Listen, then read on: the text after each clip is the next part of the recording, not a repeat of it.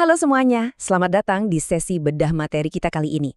Nah, hari ini kita bakal ngebahas sebuah topik yang jujur aja deket banget sama kehidupan kita sehari-hari, yaitu tentang ketegangan antara tantangan psikologis modern dan keimanan kita.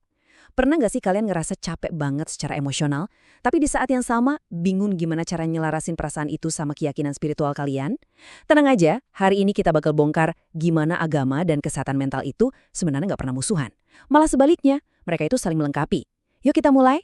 Coba kita bahas satu pertanyaan besar yang sering banget bikin kita diam-diam ngerasa bersalah. Apakah iman itu menjamin kita bakal bebas 100% dari depresi? Ada mitos super beracun di luar sana yang bilang kalau kamu punya masalah kesehatan mental, itu tandanya imanmu lagi lemah. Bener nggak tuh? Jawabannya, salah besar. Mari kita patahkan mitos itu sekarang juga. Karena data dan sejarah nunjukin hal yang sama sekali berbeda. Bayangin aja nih, dulu pernah ada seorang sahabat Nabi yang datang dan ngaku kalau dia ngerasa gelisah banget. Dia memendam perasaan cemas yang bahkan dia sendiri bingung gimana cara ngungkapinnya. Terus apakah Nabi menghakiminya atau nyuruh dia sholat lebih banyak? Enggak sama sekali. Nabi Muhammad justru merespon dengan kalimat luar biasa ini. Itu adalah tanda keimanan. Wow, jadi ngerasa cemas atau sedih itu bukan dosa teman-teman. Di sesi ini mari kita ciptakan ruang aman buat nyadarin bahwa ya menjadi manusiawi dan merasa rentan itu adalah bagian dari proses spiritual itu sendiri. Biar lebih enak ngikutinnya, ini rute perjalanan kita hari ini. 1. Iman dan kesehatan mental. 2. Sejarah psikiatri Islam. 3. Kelelahan seorang ibu. 4. Kewarasan di era digital. Dan yang kelima, 5 langkah menuju kedamaian. Kita bakal bahas dari teologi, sejarah yang super keren, sampai ke solusi praktisnya. Oke, kita langsung masuk aja ke bagian pertama, iman dan kesehatan mental. Gimana sih sebenarnya iman itu bisa jadi fondasi buat jaga kewarasan kita? Poin kuncinya di sini adalah keseimbangan. Kesehatan mental yang beneran sehat itu nggak cuma melulu soal spiritualitas loh. Coba deh perhatiin, manusia itu dibekali 3 potensi utama. Ada akal buat berpikir rasional, terus ada kebutuhan jasmani kayak rasa lapar dan rasa capek.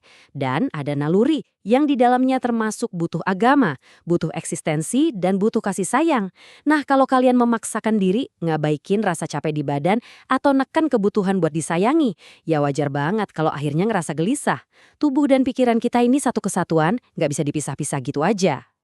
Dan kalau kalian butuh bukti bahwa emosi negatif itu valid, ingat-ingat deh momen pas Nabi Muhammad kehilangan putra bungsunya. Bayangin sedihnya seorang ayah yang kehilangan anaknya pas lagi lucu-lucunya. Beliau menangis. Waktu ditanya sama sahabat kenapa beliau bersedih, beliau jawabnya gini, "Hati boleh menangis, air mata boleh mengalir, tapi tidak boleh ada satupun yang keluar dari lisanku yang tidak diridhoi Allah." Ini adalah bukti nyata bahwa ngerasa hancur dan sedih itu manusiawi banget. Perasaan itu nggak pernah dihitung dosa. Yang dinilai itu gimana cara kita ngerespons perasaan tersebut. Tapi ironisnya nih, coba ingat apa yang paling sering kita dengar hari ini. Wah, kamu kurang tahajud tuh, atau banyakin istighfar makannya. Bener-bener merusak banget kan ungkapan kayak gitu? Menuduh orang kurang ibadah pas mereka lagi depresi, itu justru bikin mental mereka makin hancur. Coba ingat lagi gimana cara Nabi ngerespons masalah tadi. Beliau nggak langsung nyeramahin atau ngasih nasihat. Beliau diam, duduk, dan dengerin keluhannya sampai tuntas. Lanjut ke bagian 2 yuk. Sejarah psikiatri Islam. Siap-siap karena fakta yang satu ini benar-benar bakal ngubah cara pandang kalian. Coba kita mundur ke abad ke-9. Waktu itu di Eropa lagi masa abad ke-8, di mana orang yang punya masalah mental malah dianggap harus dihukum atau bahkan dipasung. Serem banget kan? Tapi di waktu yang sama, kekhalifahan Islam malah lagi ada di masa keemasannya. Mereka udah bikin rumah sakit yang punya bangsal khusus kesehatan mental. Pasiennya nggak dikurung, tapi dirawat di taman-taman penyembuhan yang asri, lengkap dengan terapi suara gemercik air, dan yang paling gila sih ini, pas mereka sembuh dan boleh pulang, pemerintah ngasih mereka uang saku. Tujuannya apa? Biar mereka nggak langsung stres mikirin nyari uang buat bertahan hidup. Ini literally konsep psikiatri sosial pertama di dunia loh. Nah, salah satu tokoh jenius di balik era keemasan ini adalah Al-Razi. Beliau ini bukan cuma ulama, tapi juga psikiater perintis. Beliaulah yang membedah ilmu di balik kondisi seperti delusi, halusinasi, dan depresi. Jadi kalau zaman sekarang masih ada yang mikir, pergi ke psikolog atau psikiater itu nggak sejalan sama agama, wah, sejarah membuktikan hal yang sebaliknya. Mencari bantuan profesional itu justru sangat dianjurkan dan 100% selaras dengan iman. Ada satu cerita tentang Al-Razi yang epik banget. Suatu hari ada pasien cowok yang kurus banget, mogok makan dan nggak mau ngomong. Dokter-dokter lain udah pada nyerah. Tapi Al-Razi, beliau cuma dateng, duduk nemenin si pasien berhari-hari tanpa tindakan medis yang berat.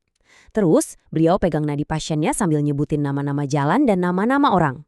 Pas Al-Razi nyebut satu nama perempuan tertentu, nadi pria itu langsung berdetak super kencang. Al-Razi nggak mendiagnosis dia gila, tapi sadar kalau pria ini lagi patah hati dan memendam beban yang berat. Kata beliau, kamu tidak sakit, kamu hanya terlalu lama menahannya sendirian. Bayangin, observasi ilmiah dipadu empati sedalam itu.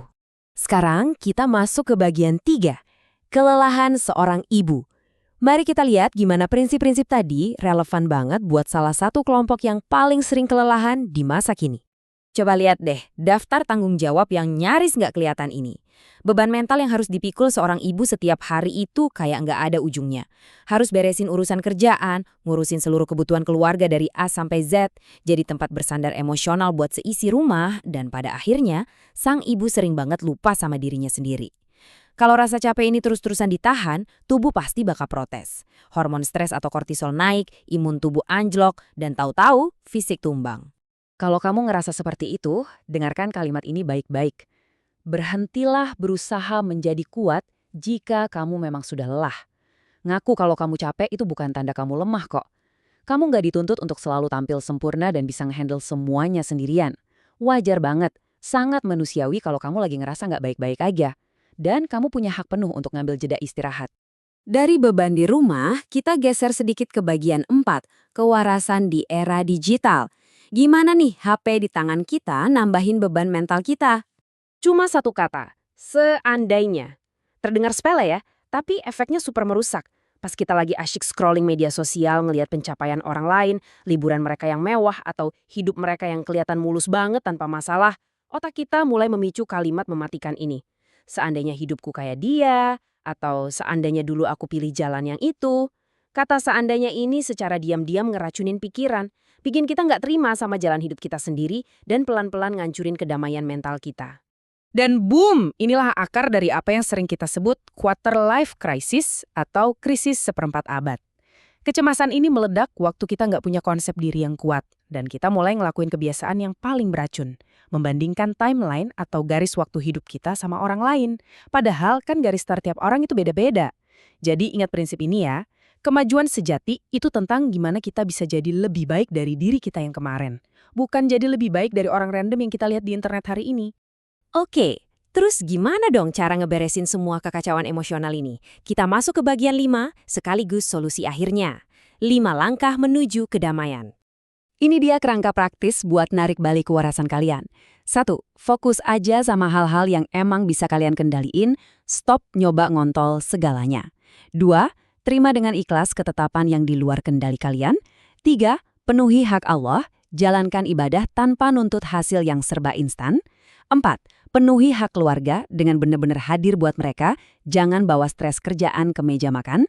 Dan 5. Penuhi hak tubuhmu sendiri, sempetin gerak, olahraga ringan setiap hari, itu beneran ngaruh banget buat naikin mood kalian. Kenapa sih poin tentang penerimaan tadi penting banget? Nah, sains ternyata punya jawabannya. Di dalam otak kita itu ada yang namanya saraf A10 alias si saraf kebahagiaan. Uniknya, saraf ini justru bakal aktif dan menyemprotkan hormon bahagia ketika kita secara sadar dan tulus menerima kesulitan yang ada di luar kendali kita. Jadi, konsep teologis tentang sikap ridho dan ikhlas itu secara harfiah mengubah struktur kimiawi di otak kalian buat nyiptain kedamaian. Keren banget kan? Dan semua itu membawa kita ke satu pertanyaan penting sebagai penutup bedah materi kita hari ini. Maukah kalian melepaskan beban berat untuk selalu terlihat sempurna dan kuat di depan semua orang? Karena jujur aja, hanya ketika kalian berani mengakui kerentanan kalian dan mulai berserah diri, di titik itulah proses penyembuhan mental kalian yang sesungguhnya baru saja dimulai. Terima kasih sudah bergabung dan sampai jumpa di sesi berikutnya.